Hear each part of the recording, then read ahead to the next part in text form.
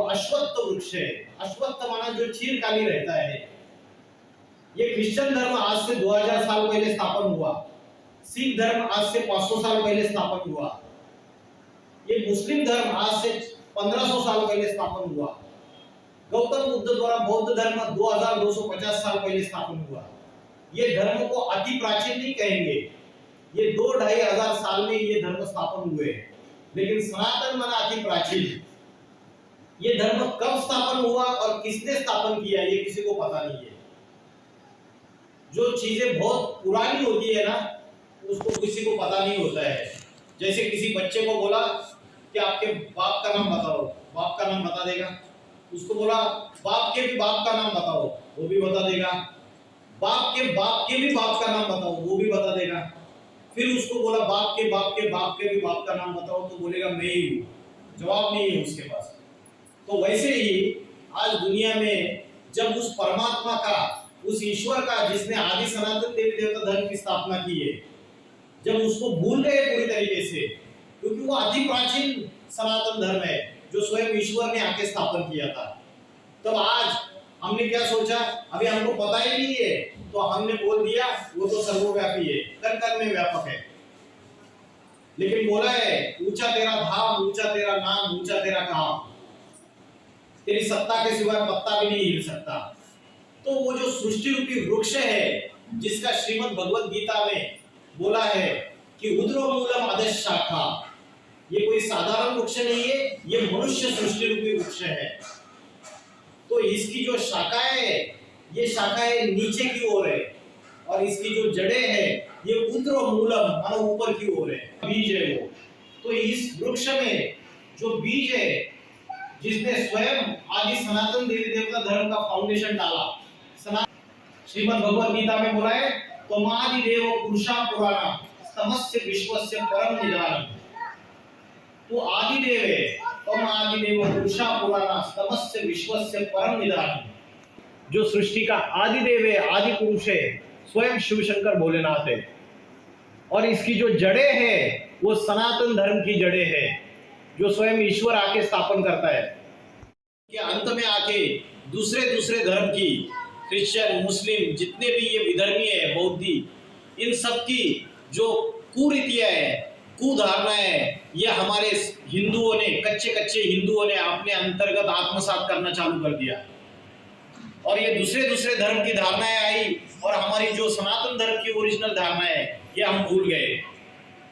तो ये सनातन धर्म की जो धारणाएं जो भूल गए, तो उस धारणाओं को पुनर्स्थापित करेगा कौन? आज का राजनेता करेगा। आज का हर एक आत्मा के अंदर काम, क्रोध, लोभ, मोह, अहंकार, इन पांचों विकारों की अति हो जाती है। कलह क्लेश का युग, कलयुग, जब इसकी घोर पापी कलयुग की अति हो जाती है, तब ईश्वर इस सृष्टि पे अवतरित होते हैं अति साधारण मनुष्य धर्म में। और तब जाके वो सनातन धर्म की धारणाएं पुनः प्रस्तावित करते हैं। तो वो जड़ें जो है वो उद्रमूलम, जब सारी सृष्टि पतन के गर्त में चली जाएगी तो फिर से सनातन धर्म की धारणाएं पुनः स्थापित हो जाएगी। इसलिए गीता में बोला है उद्रमूलम अधः शाखा अश्वत्थम प्राहुर्व्ययम्। ये अश्वत्थम माना चिरकाली टिकने वाला ये पीपल का वृक्ष है। ये चिरकाल तक टिकने वाला। तो आदि सनातन धर्म की जो धारणाएं परमात्मा आके स्थापन करता है वो कलयुग के अंत में प्राय लोप हो जाती है। श्रीमद् भगवद गीता में बोला है अधर्मा विभवात कृष्णा प्रदुष्यन्ति कुल स्त्रिया स्त्रीसु दुष्टासु वार्ष्णेय जायते वर्ण संकरा। ठीक है, अपने धर्म में मर जाना अच्छा है, लेकिन जो व्यभिचार से जो संतानें पैदा हो रही है वो संतानें आज तो नास्तिकता की तरफ जा रही है। दूसरे धर्मों की धारणाएं उनको अच्छी लग रही है। क्यों? क्योंकि व्यभिचार फैल गया सृष्टि में। तो श्रीमद् भगवद गीता में बोला है ये जो झाड़ है, ये चिरकाल टिकने वाला झाड़, ये सब पूरा सरसज्ज हो जाता है। आज दुनिया में 10 धर्म की शाखाएं तैयार बैठी हुई है और इन 10 धर्मों की 10 मतें आपस में टकरा रही है। जब ऐसा समय आता है और जब धर्म की ग्लानि हो जाती है पूरी तरीके से, यदा यदा धर्मस्य ग्लानिर्भवति भारत, तब एक सद्धर्म स्थापन करने के लिए आदि सनातन देवी देवता धर्म की धारणाएं पुनर्स्थापित करने के लिए वो परमात्मा इस सृष्टि पे अवतरित होता है। तो आज दुनिया में पाप, भ्रष्टाचार, अत्याचार, व्यभिचार, दुख, अशांति, हिंसा, आतंकवाद अपनी चरम सीमा पे, फिर नई सृष्टि स्थापन कैसे होगी? सनातन धर्म की धारणाएं स्थापन कैसे होगी? हम बोल रहे हैं कि अनेक अनेक धर्म वाले तो हिंसा पे आमादा है। आज वो अनेक अनेक धर्म वाले हिंसा पे आमादा है और सनातन धर्म तो पूरा नष्ट हो जाएगा। लेकिन जिसने स्थापन किया है, इस सृष्टि का जो मालिक है, ईश्वर है, जब इसकी अति हो जाती है, अजम विभू। इस श्लोक में ये चीज बोलिए, पुरुषम शाश्वतम दिव्यम, वो शाश्वत पुरुष है। इसके लिए बोलते हैं उसको सदा शिव। सदा शिव माने जो सदा कल्याणकारी है इस सृष्टि पे। तो वो शाश्वत पुरुष है। वो शाश्वत पुरुष, पुरुषम शाश्वतम दिव्यम आदिदेवम अजम विभुम, वो आदिदेव है। तो मुझे बताइए आदिदेव किसको बोलते हैं? आदिदेव और आदिदेवी कोई बताएगा? आदि पुरुष, आदि स्त्री, कौन सी देवता है 33 करोड़ देवी देवताओं में जिसको आदिदेव बोला जाता है? किसको बोला जाता है आदिदेव? सृष्टि का आदिदेव, जिसका गीता में बोला है आदिदेवम अजम विभुम। अजम, अज माना अजन्मा, जो जन्म नहीं लेता है। तो कौन सी ऐसी देवता है जिसका ना जन्म दिखाए ना मृत्यु दिखाई? कौन सी देवता है ऐसी? शिव जी, शिव शंकर भोलेनाथ, ना उनका जन्म दिखाया ना मृत्यु दिखाई। तो श्रीमद् भगवद गीता में जो ज्ञान दिया है वो वास्तविक रीत्या 1000 साल पहले, अगर गीता आप देखेंगे, गीता का अध्ययन करेंगे, तो जो जर्मनी के फिलोसोफर्स और साइंटिस्ट वो आके इधर भारत आके जब स्टडी करके गए तो उन्होंने ये बात, उसके द्वारा हम बोलते हैं शिव शंकर भोलेनाथ। शिव है निराकार, शंकर है साकार। इसलिए आपने देखा रहेगा शंकर ध्यानमग्न अवस्था में बैठे हुए हैं। अगर शंकर भगवान है तो किसका ध्यान कर रहे हैं?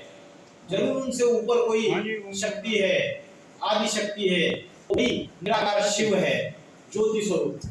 तो परमात्मा निराकार, निर्गुण निराकार कलयुग के अंतिम समय में अति साधारण मनुष्य तन में प्रवेश कर लेते हैं और सारी सृष्टि में जब पाप, भ्रष्टाचार, अत्याचार की अति हो जाती है तब इस सृष्टि के परिवर्तन का कार्य आरंभ करते हैं। मनुष्य को लगता है कि हम इस सृष्टि का परिवर्तन करेंगे, हम इस सनातन धर्म को बचाएंगे, लेकिन ये कार्य ना कोई राजनेता ना धर्म नेता कर सकता है। ये स्वयं परमात्मा के ये सृष्टि का कार्य है। मैं सबके सामने प्रकट नहीं हूँ, योग माया से ढका हुआ हूँ। ये सारी सृष्टि भौतिक सुखों के, ये भौतिक जितने भी लौकिक सुख है, ये इंद्रियों के सुख है, ये देह के सुख है, इसके आसक्त हो गई है। इसलिए उस साधारण तन में आए हुए भगवान को पहचान नहीं पा रही है। इसलिए बोला मैं सबके सामने प्रकट नहीं हूँ, योग माया से ढका हुआ हूँ।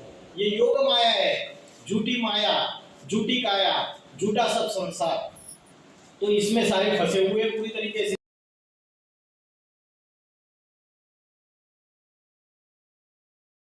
जा सकता है।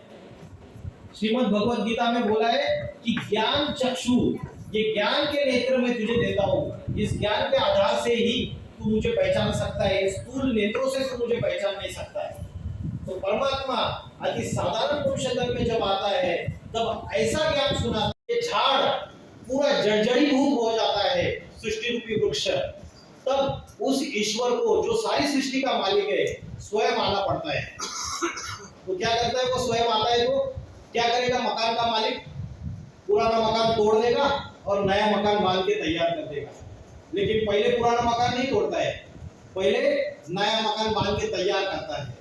और जो नया मकान बांध के तैयार करता है अपने बीवी बाल बच्चों को, अपने फैमिली मेंबर्स को शिफ्ट कर देता है, फिर पुराना मकान तोड़ता है। तो आज सृष्टि की जो हालत हुई है, उस समय वो परमात्मा के साधारण मनुष्य में इस सृष्टि के अवतरित हो चुके हैं। वो सनातन धर्म की धारणाओं को पुनर्स्थापित करने का कार्य बुद्ध में शुरुआत कर चुके हैं। वो सृष्टि के आदि योगी है, युग पुरुष है, बड़े बड़े भविष्यकार है जिन्होंने भविष्यवाणियां की है। उत्तर प्रदेश से, भारत के उत्तर प्रदेश से एक ऐसे महापुरुष का 21वीं शताब्दी में अवतरित होगा जो सारी दुनिया उसके सामने नतमस्तक हो जाएगी। वो योग बल के आधार से ऐसी आध्यात्मिक क्रांति लाएगा कि ये बड़े बड़े नास्तिक जो रशियन से ये अहंकारी जो विज्ञान से हुए उस महापुरुष के सामने नतमस्तक हो जाएंगे। भारत विश्वगुरु कहलाएगा, ऐसा समय आने वाला है और शीघ्र ही आने वाला है। तो परमात्मा अपना गुप्त कार्य कर रहा है। आने वाले 8-10 सालों में एक तरफ हाहाकार और दूसरी तरफ जय जयकार। जब सृष्टि में चारों तरफ काल मंडराता है, उत्तर दक्षिण पूर्व गीता में कालोस्मी, कालोस्मी का अर्थ है मैं इस सृष्टि का विनाश करने का वाला महाकाल हूं। महाकाल किसको कहा जाता है? शिव शंकर भोलेनाथ को कहा जाता है। श्री कृष्ण को तो महाकाल नहीं कहा जाता है, लेकिन श्रीमद् भगवद गीता में बोला है कालोस्मी लोक क्षय कृत प्रवृद्धो, मैं सारी सृष्टि का विनाश करने वाला महाकाल हूं। और उस महाकाल की शरण में जो जाएगा उसको काल क्या खाएगा। तो हम मनुष्य हम सोच रहे हम राम मंदिर तैयार करेंगे, हम ये तैयार करेंगे, हम वो करेंगे। उस ईश्वर के शरण जाओ, वो बराबर उसके पास पूरा गणित है। वो कैसे दुनिया स्थापन करेगा, कैसे लुप्त तो हुई सनातन संस्कृति को फिर से पुनः प्रस्तावित करेगा।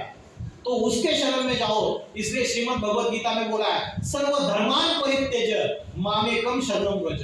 ये जितने भी देह के धर्म हैं, जिनको देहाभिमान चढ़ा हुआ है, हिंसा काहे से होती है? देहाभिमान से होती है कि मेरे पास बहुत तन बल है, मेरे पास बहुत जन बल है और मेरे पास बहुत धन बल है और मैं इस सृष्टि को फिर से जीत के दिखाऊंगा। हम हिंदुओं का राज्य फिर से स्थापन करके दिखाएंगे। इससे नहीं होता है। हिटलर आया, मुसोलिनी आया, बड़े बड़े अलेक्जेंडर आए, इन्होंने शस्त्रास्त्रों के आधार पर दुनिया को जीत पाने की कोशिश की, लेकिन दुनिया को जीत पाए? नहीं जीत पाए। लेकिन शिव शंकर भोलेनाथ जो योगेश्वर है, यो योग बल के आधार से सारी सृष्टि के ऊपर जीत पाते हैं। नॉस्ट्राडेमस है, किरो, कीट है, एंडरसन है, जुल्बन है, गोपीनाथ शास्त्री है, कल्कि पुराण है, ये जितने भी भविष्यवेत्ता है दूसरे अमेरिका से, दूसरे राष्ट्रों से, उन्होंने ये भविष्यवाणी की है कि उत्तर भारत से वो व्यक्ति निकलेगा और उसके सामने सारी दुनिया नतमस्तक हो जाएगी। तो ये समय चल रहा है उसको पहचानने का, और उसकी शरण में जो जाएगा उसको काल क्या खाएगा? उसको काल खा नहीं सकता। मन होते 10 मुखों से 10 बातें करता है रावण, वो 10 मतें फैला रही है और उससे क्या हो रहा है? अंधेर नगरी चौपट राजा, टकासेर भाजी टकासेर खाजा। ये हालत है दुनिया की आज की तारीख में। और ये जो 10 धर्म फैले हुए हैं, ये भी रावण के 10 मुख हैं। आज जो जाति व्यवस्था पैदा हो चुकी है, एक समाज में, एक छोटे से जिले में 10 जातियां आपस में लड़ाई झगड़ा कर रही है, ये भी रावण के 10 मुख है। 10 बड़े बड़े देश है, अमेरिका, ऑस्ट्रेलिया, यूरोप, अफ्रीका, ये सारे 10 बड़े बड़े धर्मखंड ये भी आपस में लड़ाई झगड़ा कर रहे हैं। ये वासना की जब अति हो जाती है, सारी दुनिया अज्ञान अंधकार में फैल जाती है। कौन सा ज्ञान? ना आत्मा का ज्ञान है, ना परमात्मा का ज्ञान है। आज जो भी मनुष्य मात्र है, उनको स्वयं की आत्मा का भी ज्ञान नहीं, मेरा असली स्वरूप क्या है। साधनों के पीछे, व्यक्तियों के पीछे, रिश्तेदारों के पीछे सुख ढूंढ रहे, लेकिन उनको पता नहीं सुख और शांति मेरे आत्मा के अंदर बसी हुई है। तो आत्मा का भी ज्ञान नहीं है और उस ईश्वर का भी ज्ञान नहीं है, परमात्मा का, जो विषयों के भोग होते हैं रात्रि में। ये सारी दुनिया विषयों में लिप्त हो जाती है, विषय वासना में वैश्यालय बन जाती है ये सारी दुनिया। तो ये जब श्रीमद् भगवद गीता में बोला है काम महाशत्रु है, श्रीमद् भगवद गीता में क्या बोला है? काम महाशत्रु है। त्रिविधस्य नरकस्य इदत्वादं नाशनम आत्मना काम क्रोध स्तथा लोभ तस्मात् एतत् त्रयं त्यजेत्। ये तीनों नरक के द्वार खोलने वाले हैं, काम, क्रोध और लोभ। भारत जो शिव, तो ये तीनों नरक के द्वार खोलने वाले हैं। और गीता में बोला ये काम महाशत्रु है, जयेनम पापनाशम, ये महाशत्रु है, इसको मार दे। काम एष क्रोध एष रजोगुण समद्भवा महाशनो महापापमा विद्धि येन वैरिणम, इसको वैरी समझ इस काम विकार को। हम सोच रहे हैं हम ढेर सारे बच्चे पैदा करेंगे और जो विकृतियां, जो गलत गलत धारणाएं फैली हुई है उनका अंत कर देंगे।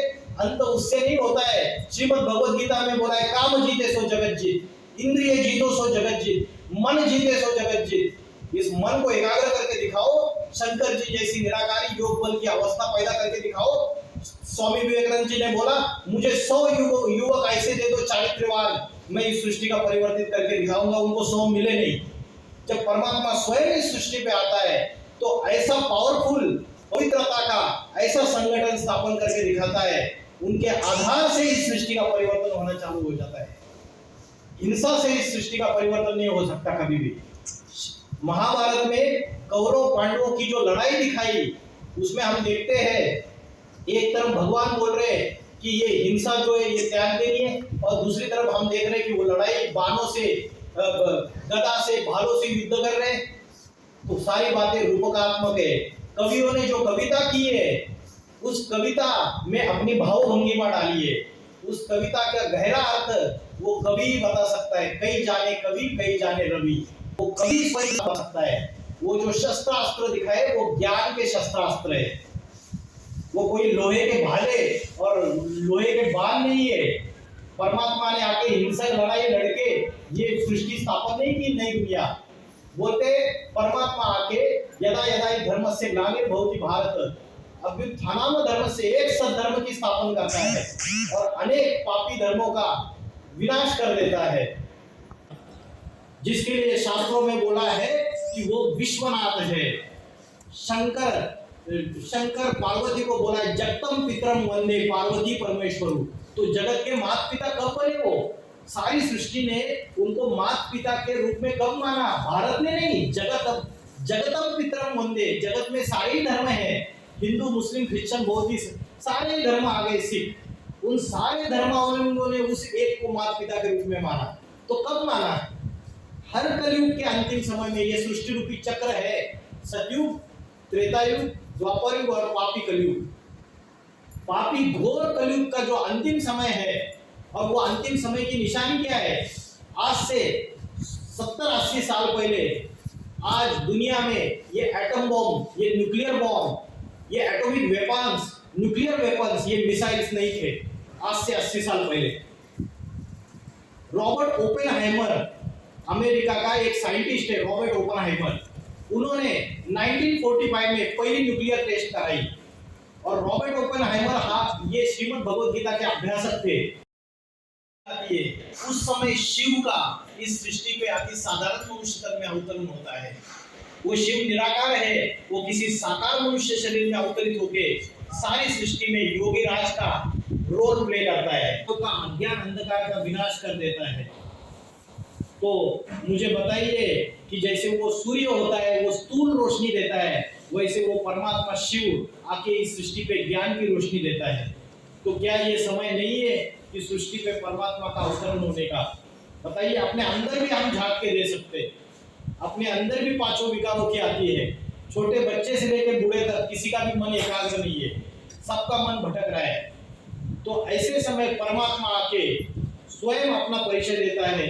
इसलिए श्रीमद् भगवद गीता में बोला है, स्वयमेवान आत्मनात्मानं वेत्थत्वं पुरुषोत्तमा।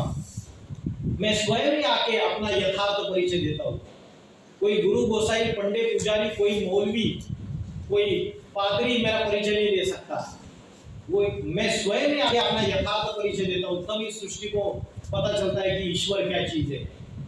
वो सृष्टि का आदि मध्य अंत का ज्ञाता है। इस सृष्टि रूपी मकान की शुरुआत कब हुई और उसका अंत कब होगा, ये किसी को भी पता नहीं है। बाकी तो शास्त्रों की जो बातें बताई जाती है उसमें ये क्लियर नहीं है कि सृष्टि का आदि कब हुआ और अंत कब हुआ। तो रिवर्स डायरेक्शन में कैसे परिवर्तित करेगा?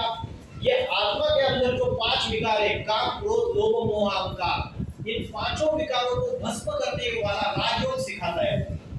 भारत का प्राचीन राजयोग किसी को पता ही नहीं है। आज हम जो योगासन प्राणायाम कर रहे हैं, उससे हम हमारे देह को स्वस्थ बना सकते हैं, देह को नियंत्रित कर सकते हैं। लेकिन आत्मा का जो कंट्रोल करने का जो योग है, वो स्वयं शिव शंकर भोलेनाथ सिखाते हैं। वो राजयोग, वो ऐसा राज है उसमें जिसके लिए श्रीमद् भगवद गीता में बोला है, राज विद्या राजगुह्यम पवित्रम इदम उत्तमम। ये राजाओं की विद्या है, शिव का नाम स्मरण करते हैं। लेकिन वाचा से भी सूक्ष्म होता है मन। और मन से भी सूक्ष्म है वृत्ति या वाइब्रेशंस। बोलते हैं ना कि वाइब्रेशंस, तरंगे, जैसे अभी हम सत्संग कर रहे हैं, अच्छी बातें बता रहे हैं, तो अच्छे वाइब्रेशंस फैल रहे हैं सारे। तो नामस्मरण जो वाचा से किया जाता है, कई बार हम देखते हैं हम माला जपते हैं लेकिन फिर भी हमारा मन भटकता रहता है, तो वाचा से भी सूक्ष्म है मन के संकल्प। तो यहाँ जो अभ्यास सिखाया जाता है वो पूरी तरीके से मन के संकल्पों को एकाग्र करने का अभ्यास सिखाया जाता है। वाचा से भी ऊपर हो कुर्बान वो हिंदुस्तान चाहिए, राम के नाम पे हो कुर्बान वो हिंदुस्तान चाहिए। आज कलयुग में राम भक्तों को अपना राम चाहिए। विद्यमान है। तो अभी हम लोग गीता जी के ऊपर एक सेमिनार रखा था। तो गीता जी से बड़ा हमारा हिंदुओं का कोई धर्म ग्रंथ नहीं है। मैं गीता जी कोई अपने भगवान श्री कृष्ण के द्वारा कहे जाने वाले गीता जी को अपना सब कुछ मानता हूँ, गीता जी के अनुसार ही चलता हूँ। गीता जी ने कर्म प्रधान देना चाहिए, कर्म करने चाहिए, बिना कर्म के कुछ नहीं होता। और ईसाई लोग बाइबल के हिसाब से चलते हैं, मुसलमान लोग इस्लाम वाले कुरान के हिसाब से चलते हैं। लेकिन हम अपने धर्म ग्रंथ गीता जी को छोड़ के दुनिया में क्यों भटक रहे हैं? हमारी गीता में हर बीमारी का इलाज है और हर समस्या का समाधान है। तो हमें गीता जी को छोड़ के दुनिया में भागने की क्या आवश्यकता है? हमें संविधान की क्या आवश्यकता है? गीता जी हमारा संविधान है, उसमें स्पष्ट लिखा हुआ है, यदा यदा हि धर्मस्य ग्लानिर्भवति भारत अभ्युत्थानम् अधर्मस्य तदात्मानं सृजाम्यहम् परित्राणाय साधूनां विनाशाय च दुष्कृतां धर्म संस्थापनार्थाय संभवामि युगे युगे। जब जब धर्म की हानि होती है तब तक हमारे ठाकुर जी मान लो या फिर महाकाल मान लो, सब एक ही चीज़ मानता हूँ, वो जन्म लेते हैं। इसी के साथ मैं अपना, वो दूसरे भाई लोग भी हैं, वो भी 2-2 मिनट सबका नंबर आना चाहिए। इसी के साथ सभी भाई बहनों को जय श्री राम, हर हर महादेव, जय हिंद, वंदे मातरम। भारत माता की पंथ है, सारे पंथ अपने पराये से द्वेषाग्रस्त हैं, अच्छाई बुराइयों से द्वेषाग्रस्त हैं, मगर हम सभी की अच्छाइयों को अच्छाई मानते हैं, सभी की बुराइयों को बुराई मानते हैं, सबके साथ समान व्यवहार करते हैं।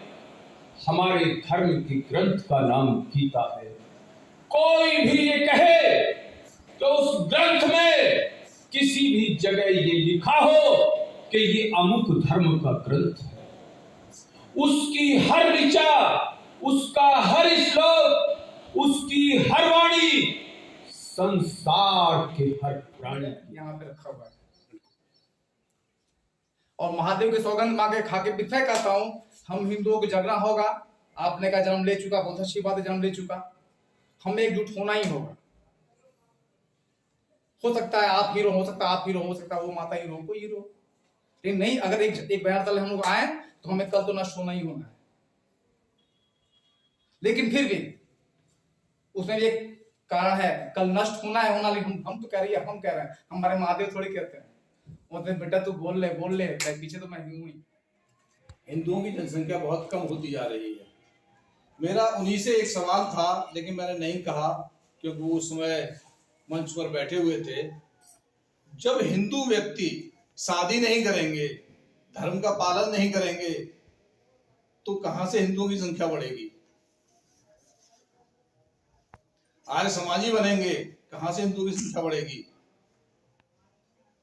अगर हम यही कहें कि हमारे पूर्वज हमें जो देकर गए वो हम किसको देके जाएं, उसे कौन बरतेगा? हमारे अनमोल भाई जी तो बरतेंगे नहीं, कौन बरतेगा उस संपत्ति को? उसे वही जिहादी बरतेंगे जो आज इस मिशन में लगे हुए हैं। कभी उन जिहादियों को कभी किसी ने बताया कि आप एकत्रित होइए? नहीं, उन्होंने एक दिन निश्चय किया, शुक्रवार का दिन। पूरे विश्व के मुसलमान शुक्रवार को इकट्ठे होते हैं, चाहे छोटी मस्जिद हो चाहे बड़ी मस्जिद हो। वहां से जो मौलवी फतवा जारी करते हैं वो कोई टेलीग्राम टेलीफोन से नहीं करते, वो कान में कहते हैं, हर व्यक्ति के कान में होते हुए बड़ी मस्जिद से लेकर छोटी मस्जिद तक पहुंच जाता है। क्या वो फतवा कभी किसी दूसरे धर्म को पहुंचता है? नहीं पहुंचता। हिंदुओं ने कभी सोचा कि हम कहीं एकत्रित हो सकें? कभी नहीं सोचा। यही कारण है हिंदुओं के पतन का, दूसरा और कोई कारण नहीं है। अंगुल जी ने एक बात और कही कि ईश्वर है, मानता हूं ईश्वर है, ईश्वर आपकी रक्षा नहीं करेगा, आपको रक्षा स्वयं करनी होगी। जब हम शास्त्र की रक्षा कर सकते हैं, शास्त्र को ग्रहण कर सकते हैं, तो शस्त्र विस्तारण कर सकते हैं। हम शास्त्र की रक्षा करने के लिए हम शस्त्र भी उठा सकते हैं। ईश्वर नहीं आएगा। आपका मकान टूट गया है, चटक गया, उसको बनाने के लिए ईश्वर नहीं आएगा, आप ही को मेहनत करनी होगी। जब तक हम अपने संस्कार अपने बच्चों को नहीं देंगे, तब तक हमारी संस्कृति आगे नहीं बढ़ेगी। हिंदुओं को चाहिए कोई एक दिन निश्चय करें, मंगल का करें, सोमवार का करें, कोई भी दिन निश्चय करें और नजदीक के मंदिर पर जाएं, शाम को 1 घंटा निकालें, अपने साथ अपने बच्चों को भी लेकर जाएं। वहां संस्कृति मिलेगी उन्हें, वहां सभ्यता मिलेगी उन्हें, वहां धर्म के ज्ञान मिलेगा उन्हें। लेकिन नहीं, क्यों नहीं? क्योंकि हम एकत्रित नहीं हो सकते। एकत्रित होना होगा, तभी ये धर्म आगे बढ़ेगा और तभी जो भी संस्थाएं चल रही हैं, जितने भी धर्म चल रहे हैं, जितने भी संगठन चल रहे हैं, कम से कम हजारों संगठन होंगे हिंदुओं के। मुसलमानों के कितने संगठन हैं? अभी लॉकडाउन के समय पर दिल्ली में पूरे विश्व के मुसलमान एकत्रित हो गए थे, किसी को पता लगा नहीं। जब कोरोना फैल गया तब वहां निकलने लगे, तब पता लगा कहां कहां के मुसलमान आ गए थे। कभी हिंदू मंदिर में जाके देखा कितने मंदिर आरती कर रहे हैं, मंदिर में कितने लोग आरती कर रहे हैं, और पुजारी हाथ में लेके आरती के थाली ले घूम रहे होंगे, एक होगा उधर घंटा बजा रहा होगा, कोई नहीं होगा वहां। क्यों? क्योंकि हम अपनी संस्कृति को भूलते जा रहे हैं। हिंदुत्व सनातन धर्म के लिए कार्यरत हूँ और अब मैं जनरल मीडिया छोड़ चुका हूँ। अपने धर्म के लिए, अपने धर्म और राष्ट्र के लिए ही कार्य करता हूँ। मेरा तो एक ही कहना है और एक ही लाइन में मैं अपनी बात समापन करूँगा कि अपना धर्म रहेगा तो राष्ट्र रहेगा, राष्ट्र रहेगा तो हम रहेंगे, हम रहेंगे तो आप रहेंगे, आप रहेंगे तो ये सारा जहां रहेगा, ये भारतवर्ष रहेगा, हमारा राष्ट्र रहेगा। मैं तो हर हिंदू परिवार से एक ही गुजारिश करता हूँ और अपने हर इंटरव्यू में, यूट्यूब चैनल पे बोलता हूँ। मैंने बोला भी है कि हर घर से, हर हिंदू परिवार से अगर एक शख्स अपने धर्म, अपने राष्ट्र के लिए पूर्णतः समर्पित हो जाए तो किसी जिहादी, किसी हिंदुत्व विरोधी की हिम्मत नहीं कि वो हिंदुत्व पर हावी होगा, सनातन धर्म पर हावी होगा। कोई भी हिंदुत्व पर उंगली नहीं उठा पाएगा। अगर हिंदुत्व और हिंदू परिवार से हर एक शख्स, सिर्फ एक शख्स अपने धर्म के लिए पूर्णतः समर्पित हो जाए, किसी हिंदू विरोधी को मौका नहीं मिलेगा, कोई एलिगेशन नहीं लगाएगा, कोई उंगली नहीं उठाएगा। बहुत सुंदर, बहुत सुंदर। राम के नाम पे हो कुर्बान वो हिंदुस्तान चाहिए, राम के नाम पे हो कुर्बान वो हिंदुस्तान चाहिए। आइए भाई साहब, आइए अनमोल भाई, पांडे जी, आइए।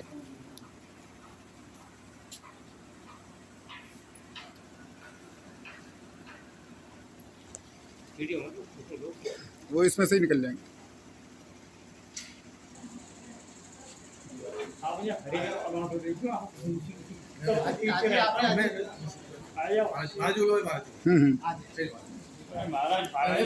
पांडे जी, आ जाओ, वो सब निकल जाएगा।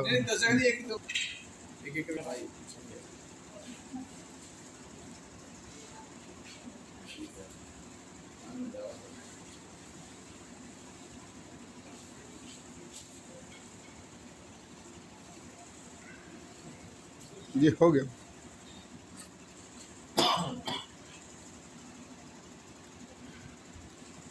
आइए, आपके आइए, आ जाइए इधर।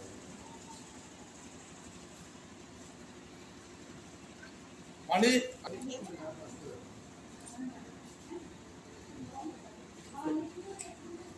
आई आई आई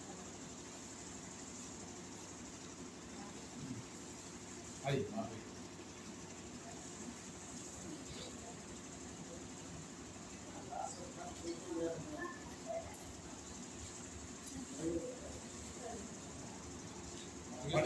पांडे जी चलिए हो गया एक बार हो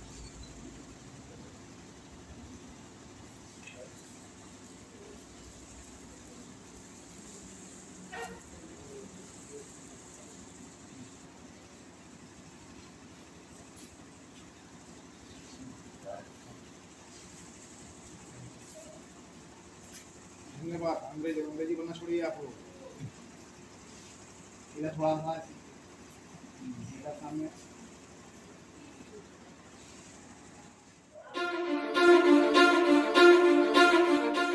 जय जय श्री राम। मेरे साथ पूरी ताकत से बोलिए, जय श्री राम। आवाज दूर दूर तक जानी चाहिए। जय श्री राम। मोदी जी इस भारत को